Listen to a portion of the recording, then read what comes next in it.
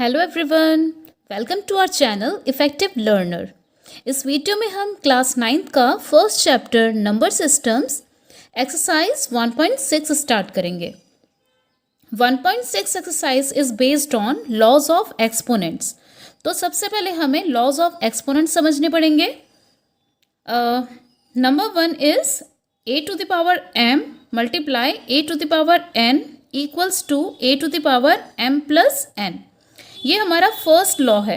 Okay, तो यहाँ पे जो a है, ये जो a है ये सब बेस माने जाएंगे और जो ऊपर लिखे हुए हैं इनको हम कहेंगे exponents. Okay, a is base and m and n are exponents. इनको हम पावर्स भी कहते हैं। क्लियर? तो a to the power m को अगर हम मल्टीप्लाई करेंगे a to the power n के साथ तो इक्वल्स टू क्या होगा? a to the power m plus n। जब बेस सेम होगा और इनके पावर्स जो होंगे आपस में प्लस कब होंगे? अगर इनके बीच में बेस के बीच में मल्टीप्लाई का साइन है। ओके, दो बेस हैं, दोनों बेस सेम है, तो फिर अगर मल्टीप्लाई का रिलेशन है दोनों के बीच में तो फिर इनके जो एक्सपोनेंट्स होंगे वो आपस में ऐड हो जाएंगे। समझ में आया? First. Number 2 law, a to the power m divided by a to the power n equals to a to the power m minus n। ऐसा क्यों हो रहा है? यहाँ पर भी देखो बेस सेम है, दोनों में a है, ठीक है, और जो इनके एक्सपोनेंट्स हैं वो डिफरेंट है। तो एक्सपोनेंट्स को हमें नहीं देखना है। अगर बेस सेम है और उनके बीच में रिलेशन डिवीजन का है तो फिर इनके जो पावर्स होंगे, जो ये पावर्स होंगे आपस में क्या होंगे? सब्ट्रैक्ट। ठीक है, ऊपर वाले में क्या था? जब बेस सेम थे और बीच में मल्टीप्लाई का रिलेशन था तो इनके जो पावर्स थे वो आपस में ऐड हो रहे थे। ठीक है, तो नंबर 2 में क्या होगा? बेस इज सेम एंड इनके बीच में है डिवीजन का रिलेशन, इसलिए इनके बीच में यहाँ पे पावर्स में माइनस होगा। तो हमारा ये होगा a to the power m minus n। Clear?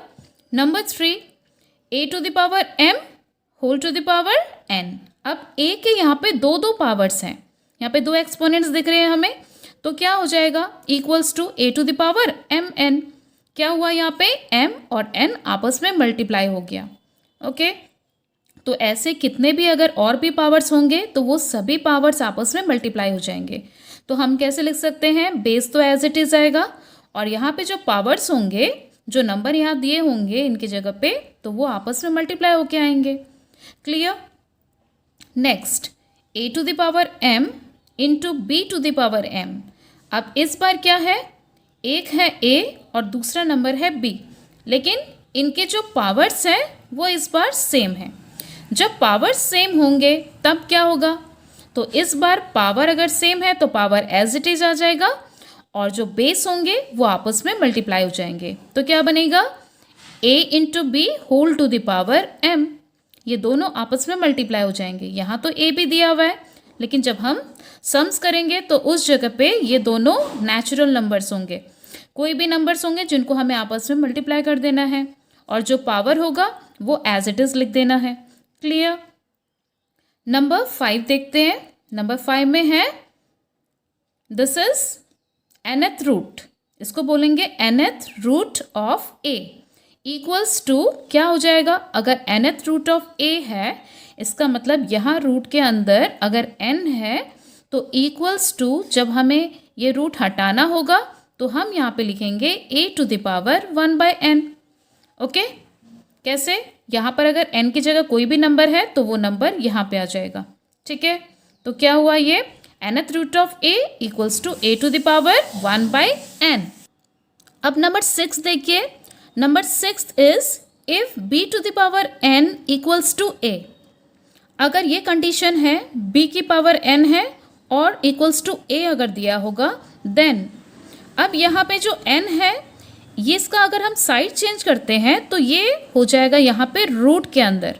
ठीक है, तो ये हो जाएगा nth रूट ऑफ a और b के पास से n हट गया, इसलिए b यहाँ पे सिर्फ अकेला आ जाएगा और ये n यहाँ पे कैसे लिखा जाएगा? nth रूट पे आ जाएगा। ठीक है, सपोज अगर यहाँ पे अगर कोई नंबर है 2 तो यहाँ पे ये स्क्वायर रूट बन जाएगा। अगर यहाँ पे कोई नंबर है 3 तो ये क्यूब रूट बन जाएगा। अंडरस्टूड? तो ये एक कंडीशन हो गया, if b to the power n equals to a then nth root of a equals to b। Okay, next is number 7 में क्या दिया हुआ है, a to the power m by n। अगर a की पावर इस तरीके से अगर लिखी है तो क्या लिख सकते हैं हम, इक्वल्स टू ये जो n है ये होगा हमारा nth रूट ऑफ a। ठीक है, ये n डिनोमिनेटर में है ना, डिनोमिनेटर वाला नंबर रूट के अंदर आ जाएगा और न्यूमरेटर वाला जो नंबर है वो यहाँ पे पावर में आ जाएगा।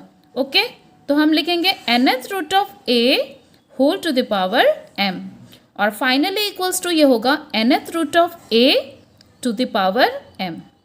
क्लियर? तो ये हमारा 7th नंबर ही हमारा लास्ट है। हमें 1 से लेके ये 7 लॉस याद रखने पड़ेंगे, फिर हम एक्सरसाइज 1.6 इजीली कर सकते हैं। और जो ये 8th नंबर है ये रिपीटेड है, ये फर्स्ट वाला जो था यही सेम यहाँ पे रिपीट हो रहा है। तो ये लॉस जो हैं इनको हम माइंड में रखते हुए एक्सरसाइज 1.6 स्टार्ट करेंगे। First question is find number 1 64 to the power half. तो इसमें हम ये वाला लॉ यूज करेंगे, this law is nth root of a equals to a to the power 1 by n। तो ये जो है 64 a मान लेंगे हम और हाफ को मान लेंगे 1 बाई n, मीन्स 1 हो जाएगा ये और n हो जाएगा ये 2। ठीक है, तो इसको स्टार्ट करते हैं। Solution 64 to the power half equals to, यहाँ पे ये जो nth रूट था तो ये जो 2 है ये यहाँ पे ये स्क्वायर रूट, तो स्क्वायर रूट में 2 लिखने का ज़रूरत नहीं पड़ेगा और ये 64 यहाँ पे आ जाएगा। ठीक है, बिल्कुल एज इट इज़ हमने इस लॉ के अकॉर्डिंगली कर लिया। a to the power 1 by n, यहाँ पे 64 टू द पावर 1 बाई 2 है। ओके, तो यहाँ पे हमें इसमें कन्वर्ट करना पड़ा, तो हमने ये रूट लगाया, तो रूट में यहाँ पे n है तो हमारे यहाँ पे क्या है, यहाँ पे 2 होना चाहिए। तो यहाँ पे 2 अगर हम नहीं लिख रहे हैं इसका मतलब ये स्क्वायर रूट है, स्क्वायर रूट में ही 2 छिपा हुआ रहता है। ठीक है, तो ये नेक्स्ट स्टेप होगा, अब स्क्वायर रूट ऑफ 64 का फैक्टराइज करके लिखेंगे, तो हमें लिखना पड़ेगा 8 into 8 equals to how much, 8। तो इसका आंसर आ गया 8। ओके, अब नंबर 2 करेंगे। Number 2 is second number 32 to the power 1 by 5। अब इसको सॉल्व करना है। अब इसका सोल्यूशन कैसे होगा, इसमें भी सेम हम यही वाला लॉ यूज़ करेंगे। सबसे पहले लिखेंगे 32 to the power 1 by 5 equals to, इस बार ये जो 5 है इस वजह से ये 5th रूट बनेगा, 5th रूट। जैसे ये स्क्वायर रूट बना था क्योंकि यहाँ पे 2 था, तो सिमिलरली ये होगा हमारा 5th रूट ऑफ 32, अंदर आ जाएगा 32। Clear? Equals to 5th root है तो यहाँ पे वापस से 5 लिखना पड़ेगा। अब हम जो 32 का फैक्टराइज करेंगे वो इस तरीके से होना चाहिए ताकि यहाँ पे पूरे 5 नंबर आ जाएं। ठीक है, तो 32 का फैक्टराइज हो जाएगा 2 इंटू 2 इंटू 2 इंटू 2, कितने टाइम्स आना चाहिए ये, 1 2 3 4 5 टाइम्स आएगा एग्जैक्टली, इंटू 2। इन सब को मल्टीप्लाई करके 32 आता है। इक्वल्स टू क्या होगा, 5th रूट है इसलिए 5 2 में से एक 2 यहाँ पे बाहर आएगा, तो यहाँ पे हम लिखेंगे 2। तो final answer is 2। Understood? Now number 3। Number 3 is, third number में दिया है 125 टू द पावर 1 बाई 3। अब इसको सॉल्व कर लेते हैं। सॉल्यूशन, क्वेश्चन को नोट करेंगे, 125 to the power 1 by 3 equals to, अब सेम यही वाला लॉ यूज़ करना है। अब डिनोमिनेटर में यहाँ पे 3 है तो ये इस बार हमारा होगा क्यूब रूट। क्यूब रूट के लिए भी हमें 3 लिखना पड़ेगा। यहाँ पे हम लिखेंगे 125 इक्वल्स टू, वापस से यहाँ पे लिखेंगे क्यूब रूट। अब क्यूब रूट है तो यहाँ पे 3 का मल्टीपल होना चाहिए। ओके, अब 125 का फैक्टराइज किस नंबर से करना चाहिए हमें, 5। हम लिखेंगे 5 मल्टीप्लाई 5 मल्टीप्लाई 5। 5 को 3 टाइम्स अगर हम करते हैं तो cube root of 5 will be 5, क्योंकि 3 5 में से एक 5 बाहर निकलेगा। ठीक है, समझ में आया। जब हमने यहाँ पे हाफ लिखा था तो यहाँ पे था स्क्वायर रूट। जब हमने यहाँ पे लिखा था 1/5 तो ये बना था हमारा 5th रूट। जब हमने यहाँ पे देखा कि 1/3 है तो ये बना हमारा क्यूब रूट। ओके, तो जब हमारा स्क्वायर रूट था तो हमने ऐसे मल्टीप्लिकेशन में इसको कन्वर्ट किया, इसका फैक्टराइज किया, ताकि हमारा 2 नंबर को ही मल्टीप्लाई करके आ जाए। और उसके बाद 5th रूट में हमने 32 को जब हमने फैक्टराइज किया तो हमने 5 नंबर में किया उसको, और क्यूब रूट में हमने 3 नंबर में किया। Understood? Now move on to next question, question number 2। Question number 2 is find number 1 9 to the power 3/2। हमें इसको सॉल्व करना है। 9 की पावर दी हुई है 3/2, तो इसको कैसे सॉल्व करेंगे?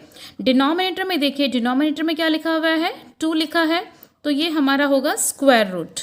ओके, ये बनेगा हमारा स्क्वायर रूट। स्क्वायर रूट में हमें 2 लिखना नहीं पड़ता है, और 9 आ जाएगा यहाँ पे, और ये जो क्यूब है ये आ जाएगा इस जगह पे। अंडरस्टूड? तो ये हमारा एक लॉ है। इस लॉ में क्या होता है, अगर जो डिनोमिनेटर में जो नंबर होगा उसका हमें यहाँ पे रूट बनाना पड़ेगा। जैसे यहाँ पे 2 है तो हमने यहाँ पे स्क्वायर रूट बना लिया, और न्यूमरेटर में जो नंबर है वो यहाँ पे पावर में आ जाएगा।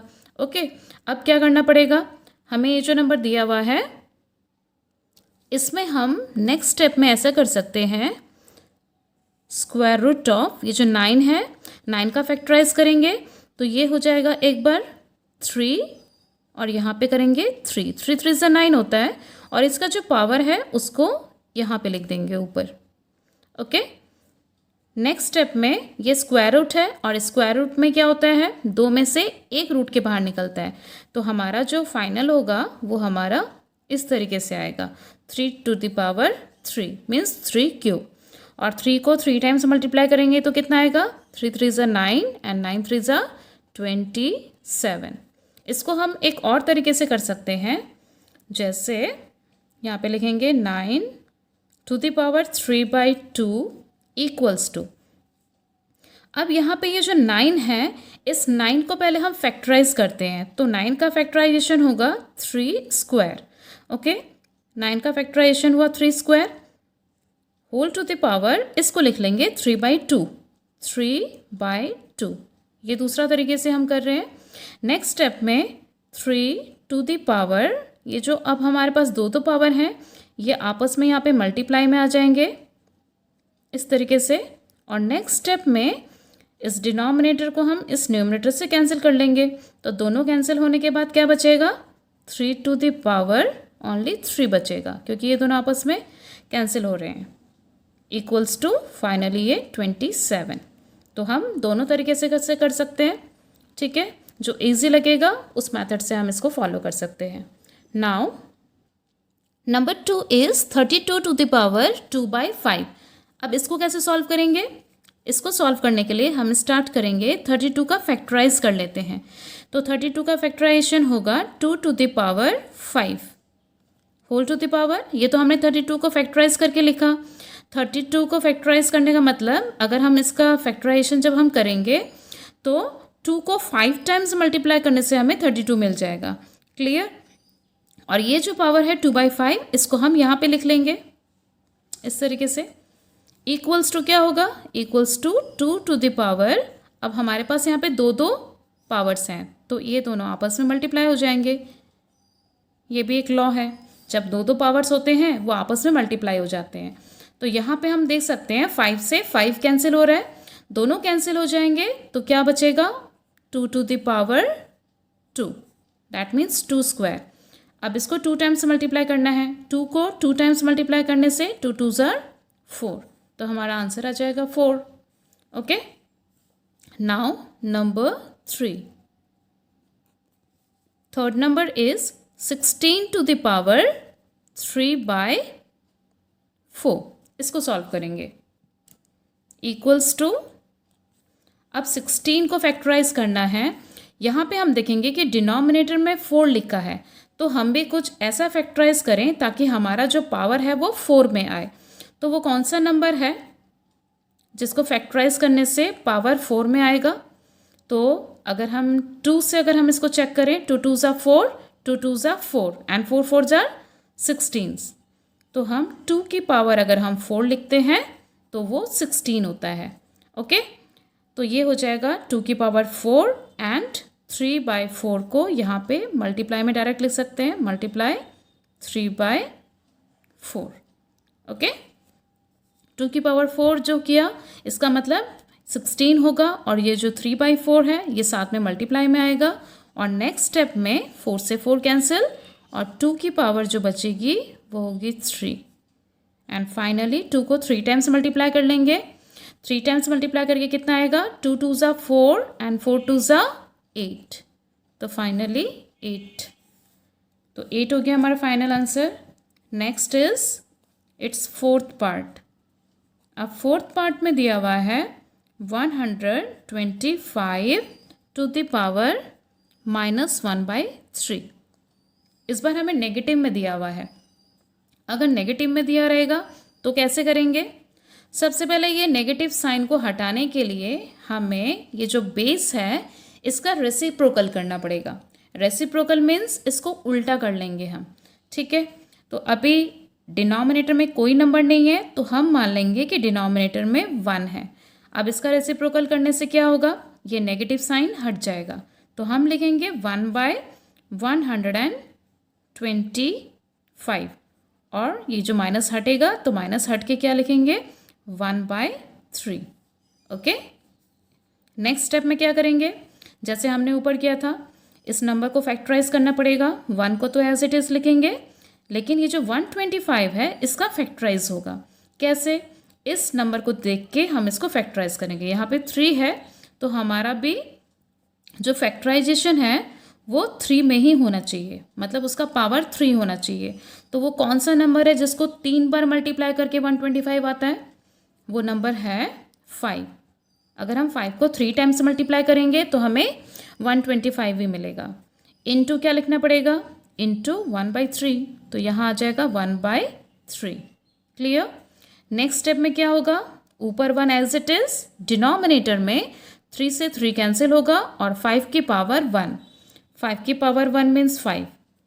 ओके, तो ये हो गया हमारा answer 1/5। Understood? Now question number 3। Third question is simplify number 1 2 to the power 2/3 multiply 2 to the power 1/5। इसका मतलब होता है मल्टीप्लाई। तो यहाँ पे हमें इसे सिंप्लीफिकेशन करना पड़ेगा। तो इक्वल्स टू, सबसे पहले हम देखेंगे इसमें लॉ कौन सा यूज़ हो रहा है।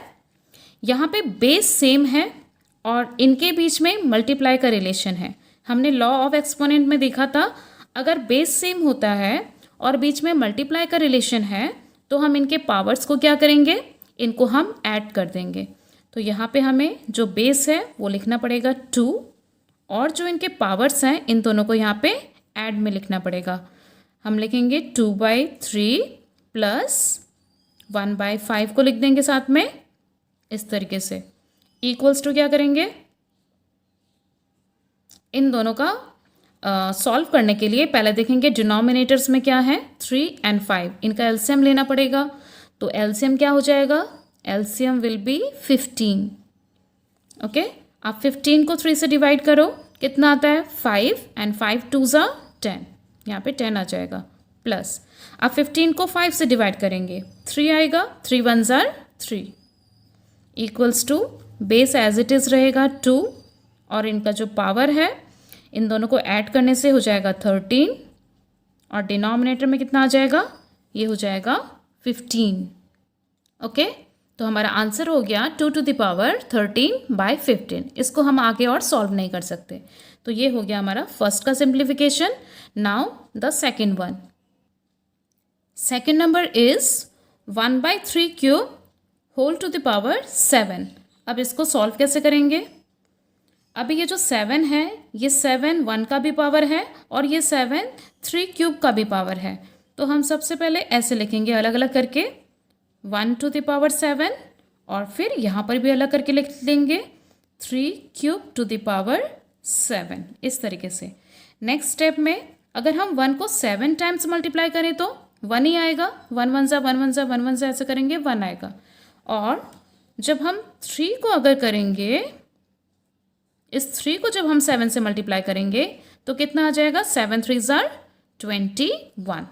ओके, तो ये हो गया हमारा 1/3⁻21।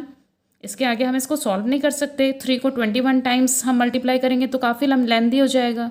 तो यही होगा हमारा final answer. Clear? Third part is 11⁻½ divided by 11⁻1/4। अब यहाँ पे कौन सा लॉ यूज़ हो रहा है? यहाँ पे देखो बेस सेम है, बेस है हमारा 11, ओके, और इनके बीच में डिवाइड का रिलेशन हो रहा है। तो जब बेस सेम होता है और इनमें डिवाइड का रिलेशन होता है तब इनके जो पावर्स होते हैं वो आपस में सब्ट्रैक्ट हो जाते हैं। तो हम यहाँ पे लिखेंगे 11⁻, क्योंकि 11 बेस है, 11 की पावर क्या होगी, 11 की पावर, ये जो दोनों इनके एक्सपोनेंट्स हैं, जो इनके पावर्स हैं, वो आपस में सब्ट्रैक्ट होंगे। तो पहले हमें किसको लिखना है, इसको, हाफ को, फिर हम लिखेंगे 1/4 को, ओके, इक्वल्स टू 11⁻। अब क्या करेंगे, अब इनको सब्ट्रैक्ट करना पड़ेगा। सब्ट्रैक्ट करने के लिए दोनों के डिनोमिनेटर का एलसीएम लेना है।